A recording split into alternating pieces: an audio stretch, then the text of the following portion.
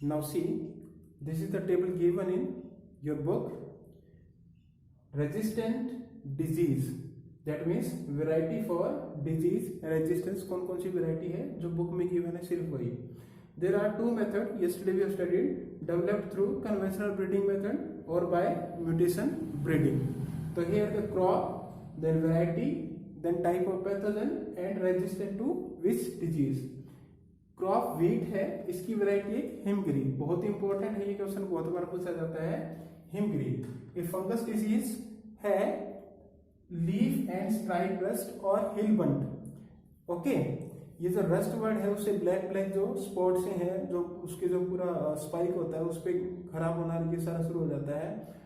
इस like not easy for us की to identify disease कि हम कैरेक्टर वो देख के लीफ या कोई फ्लावर या we can say any grain देख के बता देंगे कौन सी है. तो दैट मीन्स ये थोड़ा सा क्रेमिंग का कुछ पोर्शन हमारा ये हमें ऐसा करना पड़ेगा. बट क्वेश्चन डायरेक्टली आते हैं ए बी सी ऐसा दे देगा और पूछेगा कि ए क्या है, बी क्या है, सी क्या है.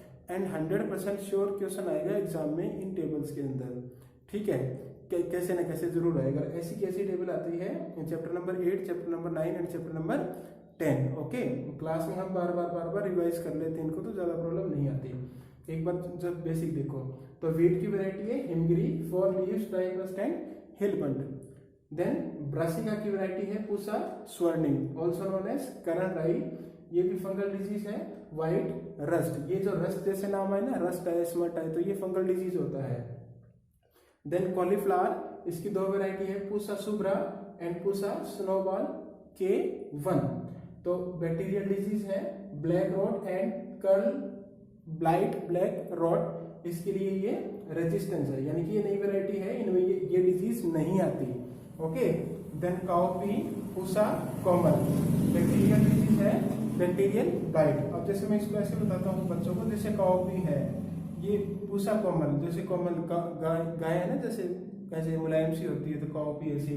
जैसे कॉलीफ्लावर ये वर्ड है स्नोबॉल, तो स्नोबॉल बॉल ऐसी बनती है, तो कॉलीफ्लावर ऐसा ही होता है. तो उस इस तरह से आपको ये क्रैम करना पड़ेगा.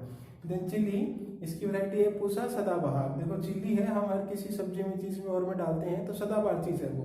तो जैसे ये पूसा सदाबहार, ये नाम आ रहा है ना बार बार, पूसा पूसा पूसा पूसा पूसा. ये इंस्टीट्यूट है दिल्ली के अंदर, पूसा इंस्टीट्यूट के नाम से. वहां पर ये सारी जो वैरायटी है उसमें उसके थ्रू डेवलप हुई है, तो ये नाम पूसा इंस्टीट्यूट से आया. ठीक है. देन चिली पूसा सदाबहार, ये वायरल डिजीज है. वायरल डिजीज से नाम से पता चल जाए, like resistant to CMV, we can say ये chilli mosaic virus, tobacco mosaic virus and leaf curl, ये इस तरह की डिजीज हो या वायरस हो तो उसे ये बचाता है. देन भिंडी की वैरायटी है परवानी क्रांति, ये भी वायरस के रेजिस्टेंस है. वायरस का नाम है येलो मोज़ेक वायरस.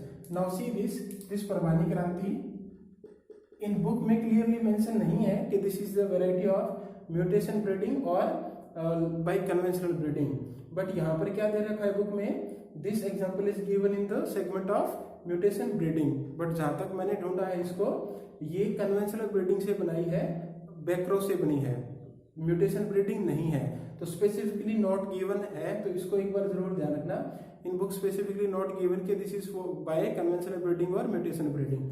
तो म्यूटेशन ब्रीडिंग का एक एग्जांपल ऑफ मूंग बीन का, where the name of variety is not given. तो ये इसका ध्यान रखना. स्पेसिफिकली भिंडी है, this is scientific name, biological name. Then Parbhani Kranti virus and yellow mosaic virus के रेजिस्टेंट है. देन मूंग बीन, ये वैरायटी किसके थ्रू है, म्यूटेशन ब्रीडिंग से बनाई है. दैट मीन्स म्यूटेशन करवा के रैंडम चेकिंग स्क्रीनिंग की है. तो मूंग बीन की variety name not given, virus से रेजिस्टेंस है. कौन सा virus, yellow mosaic virus. Okay, this we can say column is not given in book. ये आप अपना बना सकते हो कि कौन कौन सी है ये. तो wheat, Himgiri, leaf stripe rust and hill bunt. Brassica Pusa Swarnim. ठीक है, जैसे स्वर्णिम भी याद रख सकते हो आप. जैसे ब्रासिका में जो ऑयल होता है वो गोल्ड कलर का होता है ना, जैसे ऐसे, तो वो स्वर्णिम ऐसे वर्ड आया. ठीक है. करण राई, जो ब्रासिका राई, ये एक ही फैमिली के मेंबर है सारे, तो ये इसको ऐसे याद रख सकते हो आप. ठीक है. हिमगिरी से इसको आप वीट के साथ कैसे रिलेट करके कर सकते हो, तो ये ज्यादातर याद रह जाएगी. ठीक है. Then cauliflower Pusa Shubhra Pusa snowball से याद रख जाएगा. काउपी पूसा कॉमन सी है. देन चिली सदाबहार. देन भिंडी परवानी, क्रांति एंड मोमबिन की वैरायटी नॉट गिवन है. Okay, so this is about the table of disease resistant varieties. Now we move to the next, that is for insect pest. Okay, now next table is for insect pest resistant variety. So crop are brassica. Brassica को rapeseed mustard भी बोलते हैं. Flat bean, ये been होती है बहुत सारी तरह की, जैसे वो सेम जिनको बोलते हैं. एंड ओकरा, दाल, ये भिंडी का ही दूसरा नाम है ओकरा. ओके, तो क्रॉप ब्रासिका की एक वैरायटी है पूसा गौरव. अब देखो, हमने ब्रासिका की पहले एक वैरायटी पढ़ी थी जिसका नाम था पूसा स्वर्णिम. तो पूसा स्वर्णिम क्या थी? डिजीज रेजिस्टेंट वैरायटी थी. और ये क्या है? इंसेक्ट रेजिस्टेंट वैरायटी है. तो brassica, Pusa Gaurav and resistant to aphids. ये सारे अलग अलग टाइप के इंसेक्ट्स हैं, जैसे एफिड्स हैं, जेसिड हैं, कोई बोरर है जो अंदर बोर करता है. Aphid, jassid, they are generally feed on the leaves. तो ब्रासिका की वैरायटी है Pusa Gaurav, resistant to insect. Flat bean की पूसा सेम 2, ये सेम बीन होती है. Pusa Sem 2, Pusa Sem 3, they are resistant to jassid, aphids and fruit borer. Then okra भिंडी की वैरायटी है पूसा स्वामी एंड पूसा A4. और पहले हमने एक वैरायटी पढ़ी थी भिंडी की जिसका नाम था परवानी क्रांति. तो परवानी क्रांति एक वायरस के रेजिस्टेंट वैरायटी थी. तो वो डिजीज रेजिस्टेंट वैरायटी थी and this variety is insect resistance. तो ऐसे भी ध्यान रखना है कि Pusa Swarnim and Pusa Gaurav, both are variety of brassica. Difference क्या है? Resistant to disease, resistant to insect pest. Parbhani Kranti and Pusa Swami, Pusa F4, all are variety of bhindi. तो डिफरेंस क्या है? This is disease resistant and this is for insect resistance. तो ये table में से मैं कुछ कॉलम बीच में से मिक्स कर दूंगा और पूछूंगा व्हाट इज ABC. तो ये ऐसे ही क्वेश्चन में एग्जाम में क्वेश्चन आता है एज सच. ओके, बार बार in you can find this in previous year questions. Okay, now our next topic is biofortification. Like we can say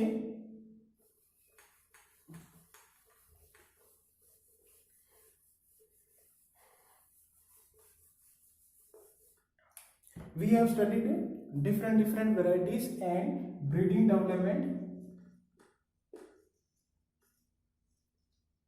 for quantity, disease resistance, insect pest resistance, or we can say abiotic stress resistance. तो जो last है that is of quality.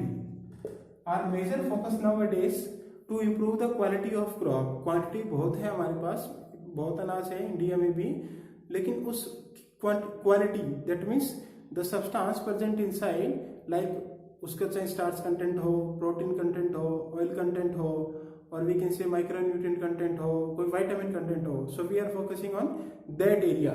तो ये अब बहुत ज़्यादा काम हो रहा है इस पर. तो बायोफोर्टिफिकेशन क्या है कि idea of breeding crop to increase its nutritional value. तो न्यूट्रिशन वैल्यू को इंक्रीज करने के लिए तो कौन कौन सी न्यूट्रिशन वैल्यू इंक्रीज कर सकते हैं? Like protein content and quality, then oil content and quality, then vitamin contents को इंक्रीज कर सकते हैं, इंप्रूव कर सकते हैं, then micronutrient and mineral content. So these are the different areas where which we can do the biofortification. This is a very important question of a viva. Interview में बहुत बार पूछा जाता है कि what do you mean by biofortification. Okay, अब यहाँ पर एक टर्म आती है that is known as hidden hunger. Like we are if you talk about hunger, what is hunger? Hunger mean we can say unavailability of food. तो वो किसके case में है? हंगर में. लेकिन मैं खाना खा रहा हूं फिर भी देर से हंगर, तो वो किसकी है? That type of hunger is known as hidden hunger. That means I am not getting the, we can say the quality food और the nutrients required for my growth of body और for my we can say development and repair of body. तो वो मुझे नहीं मिल रही है, तो that is known as hidden hunger. मैं पेट तो भर रहा हूँ लेकिन I am not getting the we can say nutrients or the substance which is required for my body to proper functioning. So such type of hunger is known as hidden hunger या malnutrition जिसको बोलते हैं. तो that means people suffer from micronutrient, protein and vitamin deficiency. तो उसको बोलते हैं hidden hunger. Hunger का मतलब ये नहीं कि खाना ही ना हो, that means खाना खा रहे हैं लेकिन that is not quality food, तो वो फिर किसकी कैटेगरी में आएगा, हिडन हंगर की कैटेगरी में आएगा। ओके, तो some examples are given like जैसे हमने डिजीज रेजिस्टेंस के, पेस्ट रेजिस्टेंस के या यील्ड के पढ़े, वैसे इसके कुछ एग्जांपल है, हम वो डिस्कस करेंगे। Okay, now this is the table of biofortified यानी कि वी कैन से इंडेक्स जिसमें क्वालिटी कैरेक्टर हो वो है। तो इम्प्रूव कैरेक्टर, क्रॉप, वेराइटी सबकी गिवन नहीं है, only one is given. So twice amount of amino acid lysine and tryptophan है मेज हाइब्रिड में जो 2000 में रिलीज किए थे इन 2000 में। Then high protein content wheat है, like wheat we generally we eat for starch, wheat में मेनली स्टार्च है लेकिन उसके साथ प्रोटीन भी है, तो उसकी एक वैरायटी है 8+66, ये बहुत इंपॉर्टेंट वैरायटी है, ये ध्यान रखना है। पहले हमने वैरायटी पढ़ी थी हिमगिरी, हिमगिरी से वैरायटी रेजिस्टेंट टू रस्ट।